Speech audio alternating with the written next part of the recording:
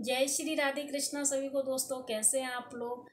दोस्तों जिन्होंने मेरे चैनल को सब्सक्राइब नहीं कर रखा है वो सब्सक्राइब जरूर कर लें, क्योंकि इस पर आपको तरह तरह की बढ़िया बढ़िया वीडियो मिलती रहेगी, जानकारी मिलती रहेगी सभी त्योहारों से संबंधित।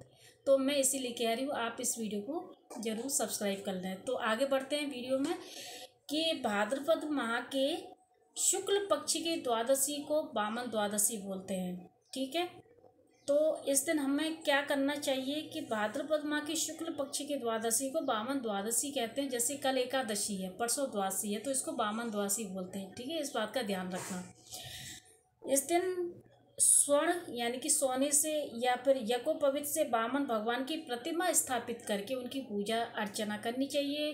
फल फूल और ये सारी चीज़ें उनको अर्पित करनी चाहिए और दान भी करना चाहिए और उपवास करें वामन भगवान का। ठीक है, तो पूजा का जो ये तो एक तो हो गया ये पहला विधान कि आप मूर्ति स्थापित करके भगवान को फल फूल आदि चढ़ा करके उनको अर्पित करके उपवास करें, ये पहला विधान हो गया। दूसरा विधान है भगवान वामन की स्वर्ण मूर्ति के समक्ष वामन पेड़े रखे जाते हैं, वामन दक्षिणा रखकर पूजा करते हैं। भगवान वामन को भोग लगाकर सकोरे में दही रखते हैं, चावल रखते हैं, चीनी रखते हैं, शरबत तथा दक्षिणा ब्राह्मण को दान करके व्रत का पालन करते हैं। इस दिन उजमन यानी कि व्रत समाप्ति उत्सव भी करें। उजमन में ब्राह्मणों को एक माला, 2 गौमुखी कमंडल, लाठी, आसन, गीता, फल, छाता, खड़ाऊ तथा दक्षिणा देते हैं। जो वामन भगवान थे उनके पास भी वही चीज़ें थी, छाता था, बड़ा सा ध्यान है आपको, शायद आपने तस्वीर देखी होगी वामन भगवान की।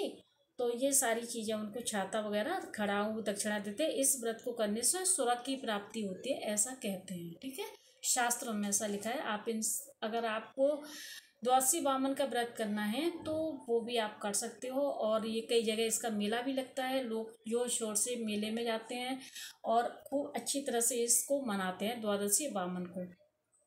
इसकी कथा भी है, मैं आपको सुनाती हूँ। बलि राक्षस ने एक बार देवताओं को हराकर स्वर्ग पर अधिकार कर लिया। जो बलि था, बलि नाम का राक्षस था, एक बार देवताओं को हराकर स्वर्ग पर अधिकार कर लिया था। उसका देवताओं पर अत्याचार बढ़ने लगा तो देव माता अदिति ने, जो देवों की माता थी अदिति, अपने पति महर्षि कश्यप से सारा हाल कहा। उन्होंने सारा हाल बता दिया अपने पति कश्यप को। अदिति ने पति की आज्ञा से विशेष अनुष्ठान किया। अदिति जो उनकी पत्नी थी अदिति, पति की आज्ञा से विशेष अनुष्ठान किया। फलस्वरूप विष्णु भगवान ने वामन ब्रह्मचारी का रूप धारण करके बलि के यहाँ जा कर के 3 पग भूमि दान में मांग ली थी। आपको ये कहानी शायद याद होगी कि वामन भगवान ने 3 पग जमीन मांगी थी बलि से।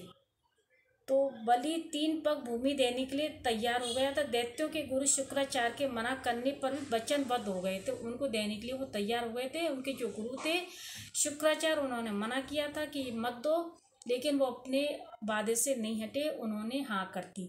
ठीक है, वामन रूपी विष्णु ने एक पग में पृथ्वी ले ली, दूसरे पाँव में स्वर्ग ले लिया तथा ब्रह्मलोक नाप लिया।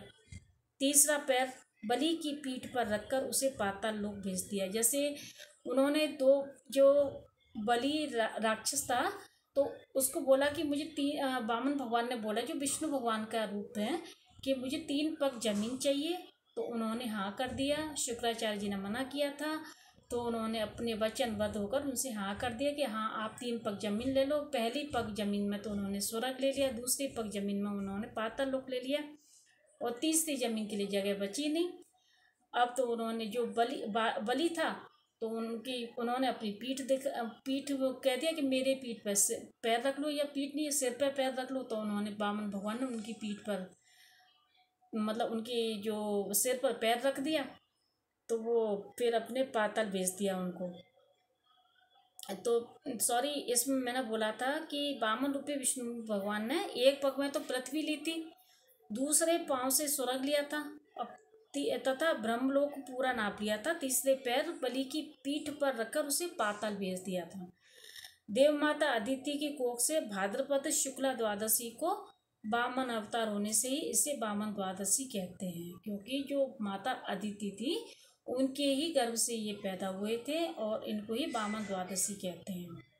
तो ये छोटी सी कहानी है, आप सभी को मैंने बता दी कि ये वामन द्वादशी कब आती है, ये इसका क्या महत्व है, ये क्यों मनाई जाती है।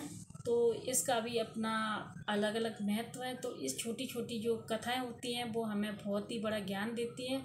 इसीलिए मैं ये वीडियो लेकर के आई थी आप लोगों के लिए कि आपको पता होना चाहिए द्वादशी वामन कब आती है। ये आती है जो परिवर्तनी एकादशी जो कल आ रही है ना, तो उसके तुरंत बाद आएगी द्वादशी, तो इसको हम कहते हैं द्वादशी वामन। ठीक है, ये हो गई।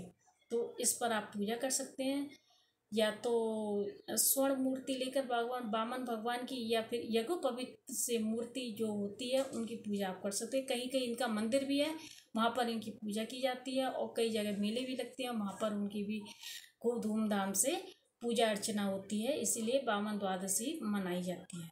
जय श्री राधे कृष्ण।